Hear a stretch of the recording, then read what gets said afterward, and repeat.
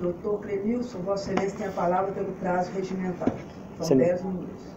Excelentíssima Senhora Presidente desta colenda 8ª Câmara Criminal do Egrégio Tribunal de Justiça de Minas Gerais, desembargadora Márcia Milanês, meus respeitos, Excelentíssimo Senhor Juiz de Direito convocado, Dr. José Luiz de Moura Faleiros, relator no caso em apreço às minhas homenagens, ao desembargador Dirceu Wallace Baroni, vogal no caso em apreço, na pessoa de quem eu cumprimento todos os demais membros dessa colenda Câmara, a ilustre representante do Ministério Público, serventuário do Tribunal de Justiça, advogados e eventuais visitantes. Ficam aqui consideradas minhas homenagens de praxe. Pois bem, excelências, trata-se de habeas corpus criminal ante o inconformismo permissa venia do impetrante com relação ao decisum prisional combatido, no qual é possível verificar com a máxima vênia a respeitada magistrada, apontada como autoridade coatora, que no caso em apreço a mesma fugiu ao que dispõe o ordenamento jurídico brasileiro.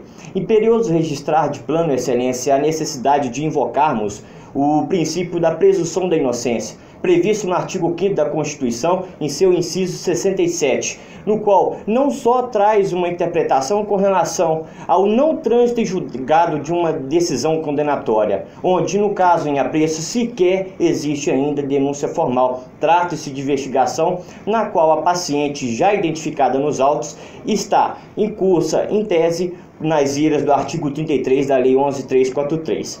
Imperioso registrar, excelência, que confia no princípio da presunção da inocência, inexistindo evidência de que, para a paciente, a droga supostamente apreendida com sua pessoa era destinada ao comércio, uma vez que o seu depoimento, em que pese o habeas corpus não ser matéria, não ser via adequada para discutir materialidade, autoria ou tese de desclassificação, mas sim com vistas à justa medida que deve reger um decreto prisional cautelar, o depoimento da paciente foi uníssono e coeso, ao sentido de que a mesma é dependente química há pelo menos 20 anos. Sem distanciar, tem-se que com ela foi apreendida uma pequena quantidade de drogas, a saber, aproximadamente 9 gramas. Sem distanciar, excelências, o impetrante teve o cuidado não só neste HC, mas também no inquérito policial, de apresentar à autoridade coatora, assim como está sendo apresentado neste tribunal, documento comprobatório de seu vínculo formal. Ela ocupa desde o ano de 2002. O serviço público tem ocupação lícita na rede municipal de ensino da comarca de Mariana, a qual ela tem, excelência, vencimentos mensais que ultrapassam 3 salários mínimos, ou seja, a mesma possui condições plenas de sustentar o vício alegado, não precisando do tráfico para enriquecer-se ou obter lucro indevidamente. Por outro lado, excelências, vésperas da apreensão, ela fez aproximadamente 5 saques em sua conta bancária, onde eram depositados seus vencimentos laborais, pelos quais é possível verificar que ela retirou de seus vencimentos laborais a quantia de R$ 4.500. E qual a importância desse fato narrado? É porque houve uma apreensão de quantia de pouco mais de R$ 3.700, e quando verifica-se que no próprio dia da prisão ela fez 2 saques que totalizaram a quantia de R$ 1.500, que a quantia apreendida também tinha origem ilícita.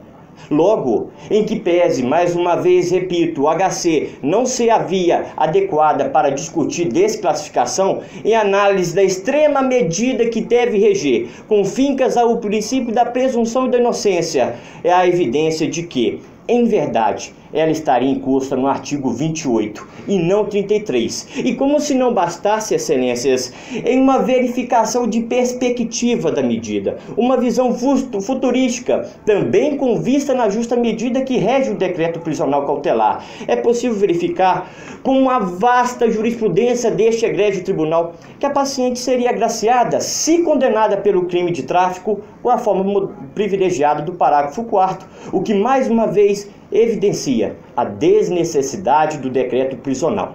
Por outro lado, excelência, aí tem-se essa tese de ilegalidade do decreto prisional, tem uma segunda, que fere flagrantemente não só o artigo 56 do CPP, mas também desrespeita a permissa venia no provimento 188 da OAB, que permite ao advogado, seja em qualquer fase processual, até para a revisão criminal, requerer diligências de investigação defensiva, excelências, especialmente para provar o alegado. O artigo 156, já citado, ele é claro que o ônus da prova é de quem alega.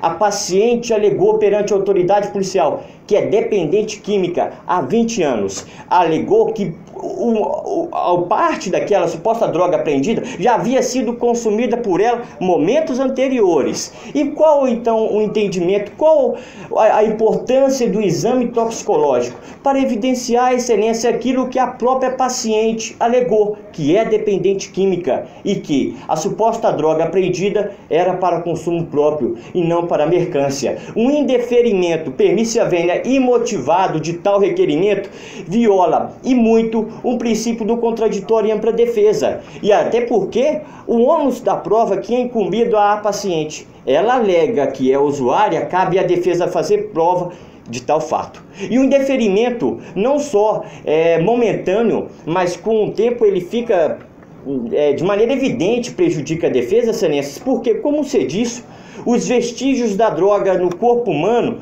com o tempo, eles serão desfalecidos. Daqui 6 meses, certamente não vai ser possível verificar no corpo da paciente eventual vestígio de droga, onde a mesma estaria, assim, fazendo prova de sua alegação. Não é um caráter protelatório, até porque a defesa não cometeria a irresponsabilidade, excelência, com todo respeito, de requerer uma prova de tamanha importância para arrastar o procedimento, sendo que a paciente encontra-se presa. Tal foi requerido, com fincas no contraditório e ainda com ônus da prova exigido no artigo 56 e no provimento 188 da OAB. Ultrapassadas, portanto, sobre tal ilegalidade, excelência, pede-se o relaxamento do decreto prisional ante ocorrência de nulidade por cessio de defesa e, via de consequência, o deferimento do exame toxicológico como meio de prova da defesa. Ultrapassadas as teses de ilegalidade, tem-se, por outro lado, que o decreto prisional preventivo deve ser permissa venia também revogado. Em primeiro lugar, é possível verificar que o mesmo foi fundamentado com base em dois requisitos previstos no artigo 312, a saber, conveniência à instrução criminal e garantia da ordem pública. Com relação ao primeiro, excelência, o impetrante chama a atenção: inexiste peça acusatória. Se inexiste peça acusatória, é uma mera perspectiva de uma persecução criminal, a qual, se chegar a tanto, teria uma instrução. Logo, com fincas no artigo 18 do CPP, é possível até, que pese ser uma possibilidade remota, entendemos que pode ser que o MP peça o arquivamento dos autos. Lá do outro, excelência, ainda com relação à inexistência de risco à instrução criminal, como pode ser visto pelos depoimentos dos policiais, quando de sua oitiva na lavratura do APF, o que motivou a busca na casa da paciente foram supostas denúncias anônimas. Se são denúncias anônimas, senhor desembargador, relator, não é possível, é materialmente impossível que a paciente venha amedrontar ou ameaçar testemunhas, e ainda é materialmente incabível apagar vestígio de provas, uma vez que todas as provas já estão, pelo menos a materialidade e a autoria já estão correlacionadas no inquérito identificado. Logo, com relação, inexiste risco à instrução criminal pelas razões invocadas. E ainda, excelência, outro assim com relação à garantia da ordem pública. A mesma não está ameaçada com a liberdade da paciente. Isso por quê? Quando se fala de ordem pública, Vossa Excelência sabe muito mais do que esse humilde advogado. É necessário fazer-se uma avaliação da vida pretérita, pregressa, em uma visão futurística. Pela vida pregressa é possível verificar se aquela pessoa ela evidencia que, sim, em liberdade, ela vai voltar a delinquir. No caso em apreço, excelências, trata-se de uma senhora de 43 anos, a qual não possui qualquer registro de outro crime. E daí, onde está o fato concreto que ela voltará a delinquir? Sobre tal ponto, excelentíssimos senhores, é possível verificar... Muito obrigado, excelência. É possível verificar que a decisão foi genérica. Ainda, excelência, invoco sobre a ordem pública que ela jamais respondeu a outros fatos criminosos, que inexiste fundamentação idônea com relação a fatos concretos. Invoco ainda a inconstitucionalidade do artigo 44, digo outro sim, que na forma do HC do STF 132615, a gravidade abstrata do delito não pode sustentar um decreto prisional e também que a prisão está funcionando apenas como antecipação de pena, a qual deve, com fincas no princípio da presunção da inocência, ser cumprida no momento adequado. No mais, excelência, peço vênia por eventual excesso, renovo votos de elevada estima e distinta consideração e, no mais, estou à disposição para o que se fizer necessário. Muito obrigado, presidente.